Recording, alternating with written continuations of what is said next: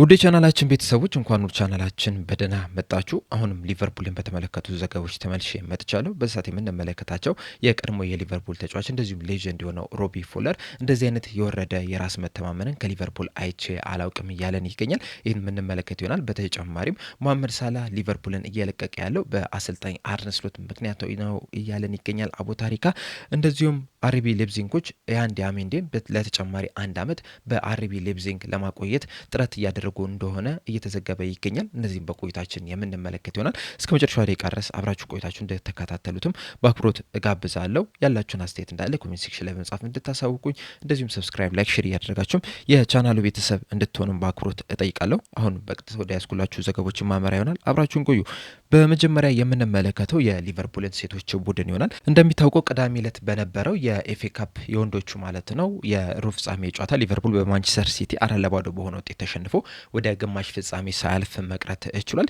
የሊቨርፑል የሴቶች ቡድን ግን ከቻርልተን የሴቶች ቡድን ጋር በተገናኘበት ጨዋታ 1-2 በሆነ ጠባብ ውጤት በማሸነፍ ወደ ግማሽ ፍጻሜ ማለፍ ችሏል። የሊቨርፑልን የማሸነፊያ ግብም ሾው በ115ኛው ደቂቃ ላይ ነበረ ያስቆጠረችው። ይህችም ተጫዋች እንግዲህ ከኤሲኤል ጉዳት በኋላ ተመልሳ ነው ይህንንም ግብ ማስቆጠር የቻለችውና ቢያንስ በወንዶቹ ባይሳካ እንኳን በሴቶቹ ወደ ቀጣዩ ዙር ማለፍ ችሏል። በመቀጠል የምንመለከተው ያን ዲያሜንዴን የተመለከተውን ዘገባ ይሆናል። ፋብሪዚዮ ሮማኖ ይዞት በወጣው ዘገባ መሰረት አርቢ ሌፕዚንጎች ያን ዲያሜንዴ ለተጨማሪ አንድ ዓመት በአርቢ ሌፕዚንግ እንዲቆይ ከያን ዲያሜንዴ አዲስ ተወካዮች ጋር ንግግር እያደረጉ ይገኛሉ። ይህንንም ኮንትራት እሺ የሚል ከሆነ ለተጨማሪ አንድ ዓመት በአርቢ ሌፕዚንግ የሚቆይ ከሆነ የደሞዝ ጭማሪ፣ ተጨማሪ የኮንትራት ዓመት እንደዚሁም ደግሞ የውል ማፍረሻውን በዚህ በኮንትራቱ ላይ እንደሚቀመጥም ነው እየተናገረ የሚገኘው። ምናልባትም የተሻሻለ ይሆናል ተብሎ ነው የሚጠበቀው። በተለይ ደግሞ ገና ወጣት እንደመሆኑ መጠን ገና 19 ዓመቱ ላይ ነው የሚገኘውና ለተጨማሪ አንድ ዓመት በዛው በአርቢ ሌፕዚንግ የሚቆይ ከሆነ 20 ዓመቱ ላይ ነው የሚገኘው። ስለዚህ ተጨማሪ የውል ማፍረሻም በዚህ በውሉ ላይ ሊቀመጥ ይችላል። አሁን ላይ እንግዲህ አርቢ ሌፕዚንጎች ለዚህ ተጫዋች 100 ሚሊዮን ዩሮ ነው ይፈልጋሉ እየተባለ የሚገኘውና ምናልባትም ለተጨማሪ አንድ ዓመት በአርቢ ሌፕዚንግ የሚቆይ ከሆነ 120 130 የውል ማፍረሻም ሊያስቀምጡ የሚችሉበት እድል አለ። አያይዞም ግን ፋብሪዚዮ ሮማኖ ይዞት በወጣው ዘገባ መሰረት እስካሁን ድረስ ግን ያን ዲያሜንዴ ምንም አይነት ውሳኔ እንዳልወሰነ ነው እየተናገረ የሚገኘው። ውሳኔውንም የሚያስተላልፈው በክረምቱ የዝውውር መስኮት የሚመጣለትን ጥያቄ ካጤነ በኋላ ነው እያለን የሚገኘው። እንደሚታወቁ እንግዲህ በዚህ ሰዓት የተለያዩ ትልልቅ የሚባሉ ክለቦች ይህንን ተጫዋች ለማስፈረም ከፍተኛ ፍላጎት እንዳላቸው ነው እየተነገረ የሚገኘው። አንደኛው ሊቨርፑል ነው፣ ሌላኛው ባየር ሙኒክ ነው። እንደዚሁም ደግሞ ፒኤስጂዎችም ይህንን ተጫዋች ማስፈረም እንደሚፈልጉ ነው እየተነገረ የሚገኘውና እነዚህ ትልልቅ ክለቦች እየፈለጉት በዛው በአርቢ ሌፕዚንግ ይቆያል ተብሎ አይጠበቅም። ነገር ግን ደግሞ ውሳኔውን አብረን የምንመለከት ይሆናል። ምናልባትም በዛው ብቆይ ለእኔ ይሻለኛል የሚል ውሳኔ ሊወስን ይችላል። በእርግጥ ከሱ ፖይንት ኦፍ ቪው ከተመለከተን በተለይ ደግሞ ከእድገቱ አንጻር ከተመለከትን በዛው በአርቢ ሌፕዚንግ ቢቆይ ለሱ በጣም የተሻለ ውሳኔ ነው የሚሆንለት። ምክንያቱም በአርቢ ሌፕዚንግ የተሻለ የመጮቻ እድል ይሰጧል። አሁን ለምሳሌ ወደ ፒኤስጂ ቢሄድ ከነ ካቫርስኬሊያ ከነ ዱዬ ከነ ባርኮላ ጋር የግድ መፎካከር መቻል አለበት። በእርግጥ እሱ የሚፈርም ከሆነ ከነዚህ ተጫዋቾች መካከል አንደኛው ሊለቅ ይችላል። እንደዛም ቢሆንም ግን ከቀሪ ተጫዋቾች ጋር የግድ መፎካከር መቻል አለበት። እንደዚሁም ወደ ሊቨርፑል ቢመጣም ሊቨርፑሎች በክረምት የዝውውር መስኮት ቢያንስ ሁለት የክንፍ ተጫዋቾች ያመጣሉ ተብሎ ነው የሚጠበቀው።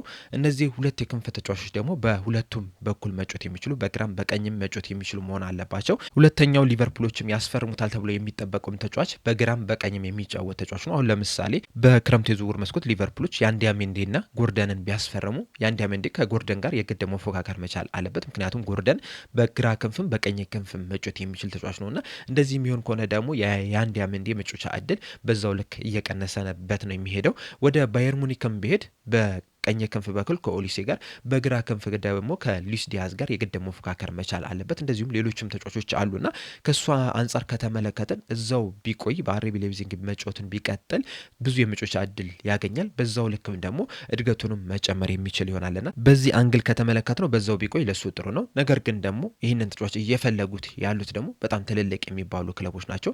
ዋንጫ ለማንሳት የሚፎካከሩ ክለቦች ናቸው።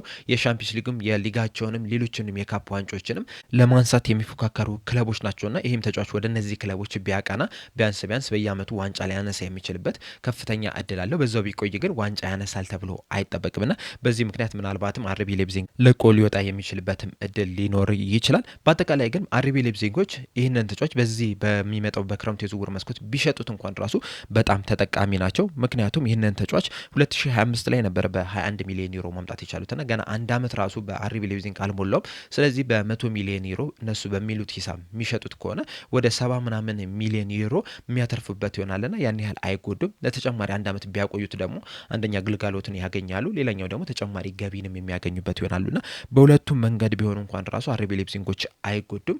ዋናው ውሳኔው ተጫዋቹ ምንድነው የሚፈልገው የሚለው ነገር ነው የሚሆነውና በክረምቱ እንግዲህ ምን አይነት ውሳኔ ያስተላልፋል የሚለውን አብረን የምንመለከት ይሆናል። በመቀጠል የምንመለከተው ግብጻዊው አቡታሪካ የሰጠውን አስተያየት ይሆናል። በዚህም አስተያየት መሰረት መሐመድ ሳላ ሊቨርፑልን እየለቀቀ ያለው በአሰልጣኝ አርነ ስሎት ምክንያት ነው እያለን ይገኛል። አጠቃላይ የሰጠውን አስተያየት ስንመለከት መሐመድ ሳላ በሊቨርፑል ቤት 9 በጣም ምርጥ የሚባሉ ፍሬያማ የሆኑ አመታትን ማሳለፍ ችሏል። የተለያዩ ዋንጫዎችን እንደ ቡድን ማሳካት ችሏል። በግልም ያሳካቸው የተለያዩ ሽልማቶች አሉ።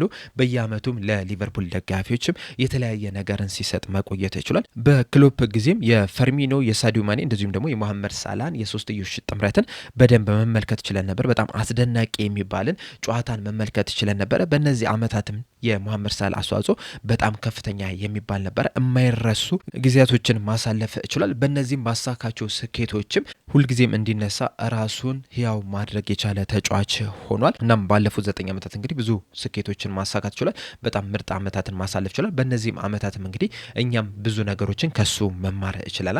አሁን ላይ ግን ሊቨርፑልን ለመልቀቅ ወስኗል። ለምን ይህንን ውሳኔ አስተላለፈ የሚለውን ሙሉ ምክንያቱን የሚያውቀው እሱ ብቻ ነው።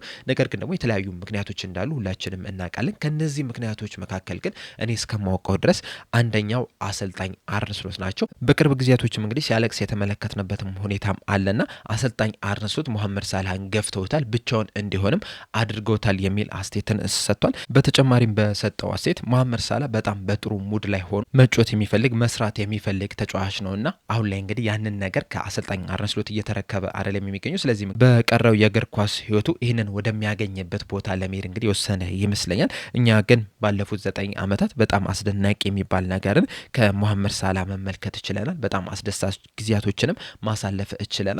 ከዚህ በኋላ እንግዲህ በክረምቱ በሚኖረው የዓለም ዋንጫ ላይም ይህንን ምርጥ ብቃቱም ለግብጽ ብሔራዊ ቡድንም ያሳያል ብዬም ተስፋ አድርጋለሁ የሚል አስተያየቱን ሰጥቷል። እንደሚታወቀው እንግዲህ መሐመድ ሳላህ ከሊድስ ጨዋታ በኋላም እንግዲህ ከአሰልጣኝ አርነ ስሎት ጋር ጥሩ የሚባል ግንኙነት እንደሌላቸው እንግዲህ በሚዲያም ተናግሮ ነበርና ያንንም እንግዲህ አስመልክቶ ሊሆን ይችላል አቡታሪካም ይህንን አስተያየት የሰጠው። እናንተ ግን በዚህ አቡታሪካ በሰጠው አስተያየት ዙሪያ ያላችሁ ሀሳብ ምንድነው? ሀሳባችሁ እንዳለ ኮሜንት ሴክሽን ላይ በመጻፍ አሳውቁኝ። በመቀጠልም የምንመለከተው ሮቢ ፎለር የሰጠውን አስተያየት ይሆናል። ሮቢ ፎለር እንግዲህ እንደሚታወቀው የቀድሞ የሊቨርፑል ተጫዋች እንደዚሁም ደግሞ ሌጀንድ የሚባል ተጫዋች ነውና ሊቨርፑል ከማንቸስተር ሲቲ ጋር ባደረገው የኤፍኤ ካፕ የሩብ ፍጻሜ ጨዋታ ላይና 4-0 በተሸነፉበት ጨዋታ ዙሪያ ነበር አስተያየቱን እየሰጠውና በሰጠው አስተያየት እኔ እንደዚህ በጣም የወረደ ኮንፊደንስ ወይም የራስ መተማመን ያለውን ሊቨርፑል አይቼ አላውቅም የሚል አስተያየቱን ሰጥቷል። አያይዞም በሰጠው አስተያየት ሊቨርፑሎች ጨዋታውን በጣም በጥሩ ሁኔታ ነበር የጀመሩት። ነገር ግን ደግሞ በድንገት ጨዋታውን ሲጀምሩ የነበራቸው የራስ መተማመን ሙሉ ለሙሉ ሊጠፋ ችሏል። ኮምፕሊትሊ ነው ኮላፕስ ማድረግ የቻሉት። በተለይ ደግሞ ማንቸስተር ሲቲዎች ወደ ጨዋታው በደንብ መግባት ሲጀምሩ የሊቨርፑል ስትራክቸር ይዘት የገቡት የጨዋታ ስታይልም ሙሉ ለሙሉ ሊጠፋ ችሏል። ከዛ በኋላም እንግዲህ ጎል ተቆጠረባቸው፣ ከዛም ተሸንፈውም ሊወጡ ችሏል የሚል አስተያየቱን ሰጥቷል።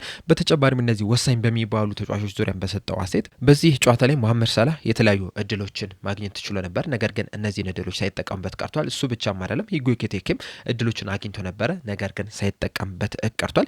በዚህ ጨዋታ ላይ ደግሞ ያገኛቸውን ቻንሶች አለመጠቀም በጣም ትልቅ ዋጋ ያስከፍላሉ። ምናልባትም እነዚህን ጎሎች አስቆጥሮ ቢሆን ኖሮ ጨዋታውም ሊቀየር ይችል ነበረ። በዛው ልክም የሊቨርፑል ኮንፊደንስም ይጨምር ነበረ። እንደዚሁ ማንቸስተር ሲቲዎችም እንግዲህ ወደ ጨዋታው ለመግባትም ሊቸገሩ የሚችሉበት እድል ሊኖር ይችል ነበረ። ነገር ግን ደግሞ እነዚህን እድሎች አለመጠቀማቸው ለማንቸስተር ሲቲ የበለጠ ኮንፊደንስ ሊሰጣቸው ይችላል። እንደዚሁም ደግሞ ሳይኮሎጂካሊም የተሻለ ቦታ ላይ እንዲቀመጡም አድርጓቸዋል። በሊቨርፑል በኩል ደግሞ እነዚህን እድሎች አለመጠቀማቸው ኮንፊደንሳቸው እንዲወርድ አድርጎታል። ያም ኮንፊደንስ መውረድ ደግሞ ወደ ሙሉ ቡድኑም ሊሄድም ይችላልና በስተመጨረሻም ይህ ነገር ዋጋ አስከፍሏቸዋል። ከዚህ በተጨማሪም በሊቨርፑል ቤት ውስጥ ያሉት እነዚህ ሊደር የምንላቸው መሪ የምንላቸው ተጫዋቾች ራሱ በእንደዚህ አይነት አስከፊ በሚባል ወቅት ላይ ሌሎችን ተጫዋቾች ጎትተው ወደፊት ሊያመጧቸው ይገባ ነበረ።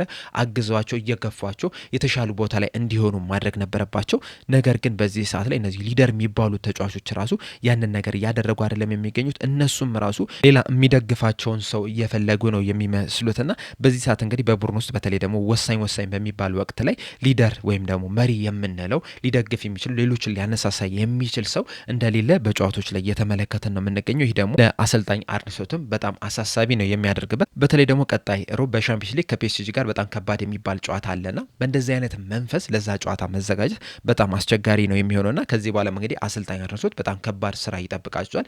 ለጨዋታው ከመዘጋጀትም በተጨማሪም እነዚህን ሊደር የሚባሉ ተጫዋቾችን ብቻም ሳይሆን ሙሉ ቡድኑንም ማነሳሳት ይጠበቅባቸዋል። የተሻለ ቦታ ላይ እንዲገኙ ማድረግ መቻል አለበት። በኮንፊደንሳቸውም በጣም ከፍተኛ ቦታ ላይ እንዲገኙ ማድረግ መቻል አለበት። ካልሆነ ግን በፒኤስጂም በጣም በሰፊ የጎል ልዩነት ሊሸነፍ የሚችልበትም እድል ሊኖር ይችላልና ለዛም እንግዲህ በሁሉም ረገድ ተጫዋቾችን ማዘጋጀት መቻል አለበት የሚል አስተያየትን ሰጥቷል። በዚህ ሮቢ ፎለር በሰጠው አስተያየት ዙሪያ ያላችሁ ሀሳብ ምንድን ነው? ሀሳባችሁ እንዳለ ኮሜንት ሴክሽን ላይ በመጻፍ አሳውቁኝ።